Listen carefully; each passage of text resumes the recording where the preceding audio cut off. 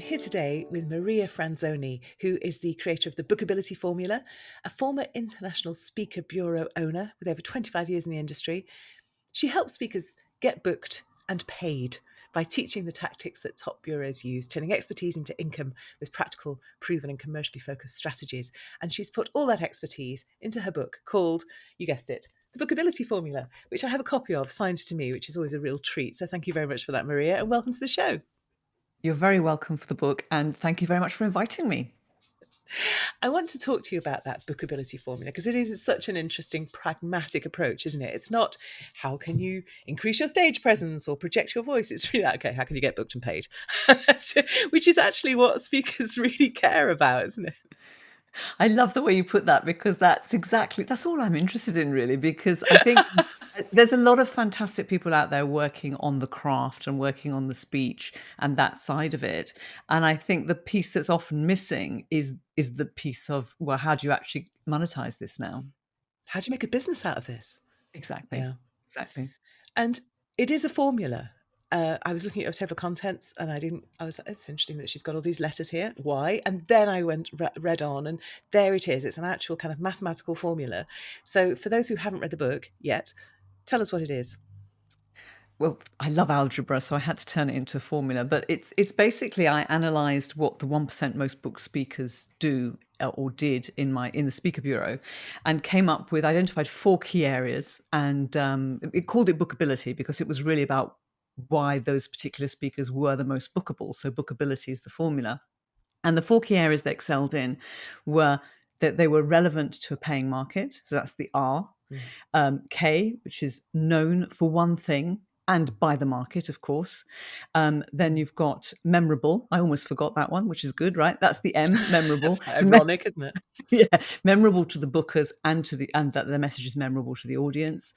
And then the fourth one is E, which is easy. That is easy to find, easy to book, easy to work with, easy to listen to.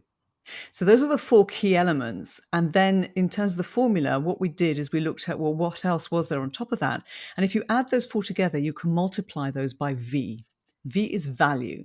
That's the return on investment a client gets, or the return on time, as some of the speakers talk about, which I think is lovely. I like that. What's the return on the time of our people sitting in, listening to you speak?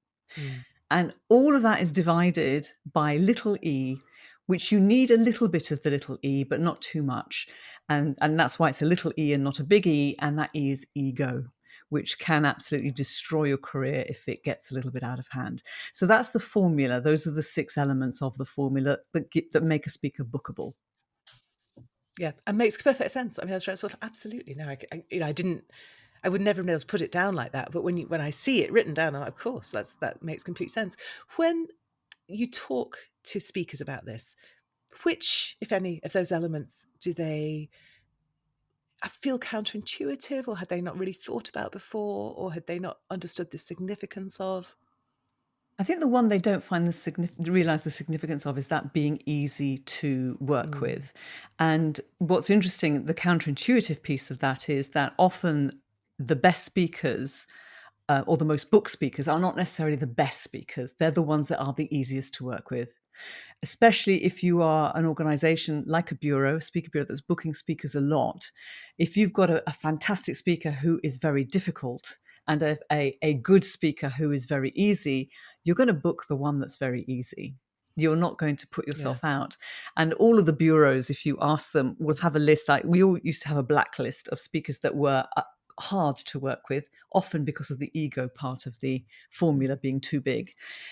And you avoid putting them forward. If someone asked you for them, of course you would book them, but you would warn that client about this ego and how difficult they were because you didn't want it to come back on you. And so you'll find that the counterintuitive piece is not necessarily that you have to be the best speaker, but you have to be the easiest to work with. And it's not just about being easy to work with and not being a diva. It's also about just the really simple stuff you can do to make yourself easy to find and book, and putting the forms on there. And it's just a joy getting you on the podcast because here's my headshots, here's the links that you choose which pose you like, here's my bio. It's just all there. And I think if you are serious about wanting to be a speaker, that's sort of the no-brainer thing to put in place, isn't it? Make sure people know that you want to speak and make it really easy for them to find the information they need. It's the basics, isn't it? And you're absolutely right. I've got a page on my website that if somebody books me for a podcast or for a speech, that I send them straight there and they've got everything they Yeah. need. They've got a short bio, they've got an introduction, they've got photos they can choose from, which I need to update actually because I've just had a photo shoot. And they've got, they've got technical requirements if it's a speech, but they've got everything they need. Even how to pronounce my Mm. name is actually on there on the introduction. So if I can Just do didn't read it, it clearly enough. nobody knows that. You've got it right. Yeah, it's brilliant. And actually, we'll come to your URL at the end. And it's such a great resource, not just for the resources that are there, and there are many of them, but just as a model. Like, if you don't know how to do this, here's a really great site to look at to see how to do it really, really well. But I do have a bone to pick with you, which is Oh, that I'm looking at your book, and here you are writing your book to demonstrate your authority and everything that you know about the topic. And you're talking about how important it is to be known in the space and to have credibility and so on. And nowhere do you mention the importance of having a book alongside this. So let's talk about that. That's really interesting, actually, because you're absolutely right. That's an omission. So I might have to do an update now. Thank you so much for that. But to be a successful speaker, you don't necessarily need a book, but a book will raise your Mm. fee for sure. And of course, when you're an author, you're an authority. But yes, I should have mentioned books. Thank you for that. It's not just the credibility and discoverability piece, although that is huge. It's also they just economically they work together really well, don't they? Because I know that our authors, when they're speaking, will sell copies of books in the room because people can take away a little piece of them. They've had that Yeah. wonderful experience of sitting there listening to them, and then they get to take a piece away, ideally signed. And often, I've had authors say, "Well, there wasn't a budget for speaking, but they could." What they did was buy so many books, and I came to sort of speak up. So it's almost an alternative currency. Yes, it's also a great way to leave somebody with that message so that you're embedding that learning Yes, and they can continue to use it. absolutely. Yeah. And what really struck me as well was the parallel. And I think we've talked about this before on the podcast, between crafting a really good talk where you are thinking about what is it that this audience needs to hear, and how can I present that in a way that will really land with them, and how you come at a book. So what did you notice as you planned the book? Because the big difference, of course, is you're not in the room with someone, and it's a much more intimate conversation, isn't it? So how did you find that difference between speaking and writing? So I don't consider myself a speaker. I do speak from time to You time, do but my speak. background has always been booking the speakers as opposed to doing the speaking. So I wouldn't consider myself a speech writer or a content creator in any way, shape, or form. So this is, my content is social media. My content is now finally a book. So how did I find it? I made a mistake and wrote the wrong book 5 years ago. And it was only when a publisher approached me and said, "Look, where's your book? You've got so much content. You've got good followers. You've got credibility. Where's the book?" And I sent it to him without saying anything. And he came back to me and said, "It's very good." He says, "But it's the wrong book." And it's interesting. He actually realised it was the wrong book, and we both of us knew it. And I then got him to come and spend a day with me to plan out the correct book. So how I wrote it, coming back to your question, is I actually had somebody who was an expert in helping me to come up with the idea based on which is what I do with speakers, is get them to realize what Mm. their real proposition is, their real USP is, because often they can't see it themselves, and I couldn't see it myself. And then it was like, a real slap on your head moment, which is what I often do to other people. And I was having a slap on, and I thought, this is so obvious that this is what I should be writing about. And he actually helped me structure it. We spent a whole day together, and I've still got, you obviously can't see this on a podcast, but I've actually got all the little cards that we wrote and put together. And he even gave me the number of words to write for each section. And we had different colors for where it should be some text, where it should be a new chapter, where it should be a story, where the stories would fit. And so it was then a lot easier to do, because once you've got the Mm. structure, it's so much easier than before. And it's a completely different book to the book I wrote 5 years ago, which was just sat in my drawer and never got published. And we do need to know about the book that you wrote 5 years ago. We just need to know. I basically wrote the same book that everybody else has written about speaking. It was literally a step by step explaining all of the different things that you need to do, rather than looking at it from a point of view of actually what are the most book speakers doing. So it's a different lens. So that was Yeah. more of a And that, how-to I from think, beginning. and that really captures it, doesn't it? Because often it the material might be very similar, or the big overlap in what you're actually saying, but it's the framing of it and the way that you use your unique spot in a Venn diagram, your own expertise and so on, to write the book that nobody else could write. Yes, exactly. You're absolutely right. And that's the same when when I'm talking with speakers, like I want them to, what I want them to deliver the speech that nobody else can deliver. I want them on their Mm, websites to talk about, what makes them completely unique that nobody else can say about themselves. So it's very similar. There's a lot of similarities to writing a book and setting yourself up, positioning yourself as a speaker. yeah. And when you're writing, what does that look like for you? Do you love it? Do you sort of gaily march to your desk with your coffee and your pen, or do you have to be dragged there kicking and screaming? Have to be in the mood, actually. And it's the same for writing posts on LinkedIn. And if I'm in the mood, I can write and write and write, and I really get into it. I like to speak it and then transcribe it, rather than and then I sort of re-edit it and write it, because I find it's a lot easier. I speak faster than I write for a start, Yeah. but also I want that conversational style, and that's for me that's Mm, important. That it sounds like I want to be speaking to a person, to a speaker on the other side, if you like. So that's my approach. But no, I couldn't be a disciplined writer who writes every single day for a living. That wouldn't work for me, because I'm not always in the mood. But when I'm in the mood, like when I do posts for LinkedIn, if I'm in the mood, I can write 6 posts and then I can schedule them over several days. But if I have to force myself and do it on a daily basis, I can't do it unless something comes up. It's crazy. And also, yeah, keeping to a schedule, because of course I worked with a publisher and I needed to keep to a schedule because I wanted my book out for a certain date. And that was tough, because there were times when I thought, I don't want to be going through this book again. And the number of times you go through it mm. again and again and again, it's quite painful. Yeah, so And sick of it by the end, aren't you? I was absolutely sick of it by the end. I've fallen back in love with it now, but if it had been a relationship, I would have ended it way. But I think that point about speaking it and then transcribing it and using that as your first draft is a really great tip, because it's very easy, if you start with the writing and you're not used to it particularly, to find yourself becoming very dry and using words like hitherto for and things that you would just never, one human being would never say to another one, because you think that's how you write, and it's really not. Okay. I think you're absolutely right that when you write, you tend to write more formally, Mm. and you sort of structure your sentences differently, and you worry about punctuation and capitals and spelling. Whereas if you're free to just speak, it flows naturally. I remember talking to Seth Godin on the podcast, and he said that nobody ever had a talking block, which I thought was a great. You don't get talker's block. You don't, so you can talk your way out of That's writer's block, interesting. isn't it? Yeah. Yeah, and And I'm impressed that you can name drop, because that's usually my thing. I'm a champion name dropper, but you did very well. I do love Seth, so well done. he just, honestly, I could spend a whole episode just dropping in the pearls of wisdom from that episode. It was terrific. But yeah, anyway, so I always ask my guests for their best tip.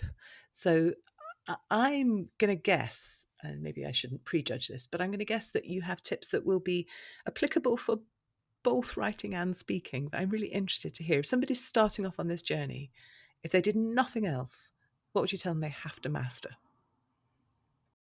In terms of the speaking, as Well, I was opposed to thinking the in terms of writing. writing, but actually it could be both, because everybody Oh, listening here is going to want to do yeah. both. I think in terms of the speaking and the writing, actually, it's the first element of the formula, and it's the first element for a reason, that you need to be relevant. It needs to be relevant to a paying market if you want to get paid as a speaker. And for your writing, it needs to be relevant to your target audience. And sometimes people follow their passion and they think that an audience will automatically show up, and that doesn't necessarily ring true. So it's about researching your topic and your market in the same way as you would with writing. I think that's really interesting because you hear that so often, don't you? Oh, if you're passionate about it, if you write about what you're passionate about, that's all very well, but you're not writing for yourself. You're writing for your reader. And when you're speaking, you're not speaking for yourself, you're speaking to those people in the room. And your story, your passion is sort of the fuel for that. It's the human engagement. It needs to be there, but it's a necessary but not a sufficient condition. And it's not where you start. Absolutely. Absolutely. You've got to start with the market, especially if you want to get paid. If you Absolutely. don't want to get paid, it's no problem at all. If it's just a passion project, which is why it's called a passion project, right? It doesn't matter. But I think that it really has a sort of relevance for people writing as well, because often people have a really interesting life story, life experiences, and people will say to them, "Oh, you should write a book. This is so interesting," and that's where they start. They start with their own personal story, and it's a horrible. I have to do it really nicely and sort of say, nobody gives a damn. Nobody cares about your life story. They're interested in what your life story can help them understand better about their own. And I think it's the same thing for speaking, isn't it? It's there are certain people whose experiences are so extraordinary that yes, absolutely, we all want to know about them, but they're very few and far between. Most of the time your story is going to be used to illustrate the points you're making and to make the book more engaging or make your talk more engaging, rather than being the thing that you lead with. Absolutely. And I always say to speakers when I work with them is nobody cares about you until you show that you understand Right. their problem, It's the their empathy. situation, and you care about them. Yeah. So you start with where they're at, and then you talk about you, because you're right. It's always what's in it for me, always. Yeah. And we're being bombarded by so much. It's more than ever. You haven't got time just to hear some random person's story for no reason. Yeah. Brilliant. Yeah, I also absolutely. always ask my guests for their recommendation. So, is there a book that you would recommend us, Maria? But it's interesting because I actually recommended 10 books at the end of my book, which were my favorite books that would help speakers. But the one I have to recommend, because obviously it makes sense, is The 80/20 Principle by Richard Koch, because that was the book I was reading when I thought, I wonder if the 80/20 Principle, which basically says that a really small portion, in other words, 1% of your actions can achieve over 50% of the results. And I wondered if that was true for speaking. And I discovered, in fact, in the Bureau that 1% of the speakers represented 80% of the bookings and Oh, over half percent, phenomenal. over 50% of the revenue. Mm. Yeah, for me, it was a huge aha moment, which is why I went in and studied them and tried to understand the reason why. So it has to be Richard Koch, and his name is pronounced Kosh. I asked him, and he wrote a lovely recommendation for me on the book. And the way he said to remember it, it says it rhymes with posh and with dosh. And I thought, that's brilliant. I love that. So I'll never forget now. Kosh Lovely. rhymes with posh and dosh. Brilliant. I've learned something. I've been saying Koch all these years. That's great. Good. And what I loved Me actually too. I've been getting it wrong. in your bibliography, you don't just list books, you give us a little bit of why you like them, why they're important, why you should go and read them, which is a lovely tip if you're putting together a bibliography. Um, and we should also talk about the resources actually that you make available on your website. So my final question to you is, where should people go if they want to find out more about you? But let's have quite an expansive answer to that question, because there's so much there.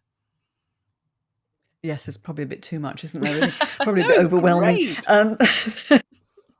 So the free resources, there's a blog, an article, newsletter, whatever you'd like to call it, which is also on LinkedIn and available to your email if you don't want to go onto the website to read it. There's a podcast where I interview speakers, and they share quite freely about their speaking business, which is wonderful, and give us some good tips. And originally that started as a podcast for my speaker bureau, and where I was interviewing my speakers obviously to get them booked. And that changed when I started coaching speakers. So that now is for speakers rather than for bookers.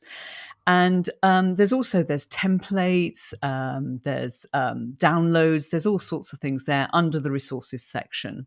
So that's probably the majority of things that people can grab and use.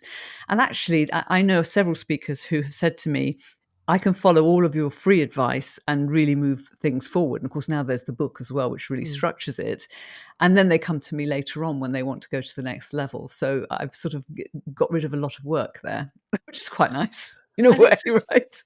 it's such a lovely demonstration as well of how when you put your really good stuff out into the world, often people are nervous that people then won't come to them. Why would they? I put on, but it just increases your value in people's minds, doesn't it?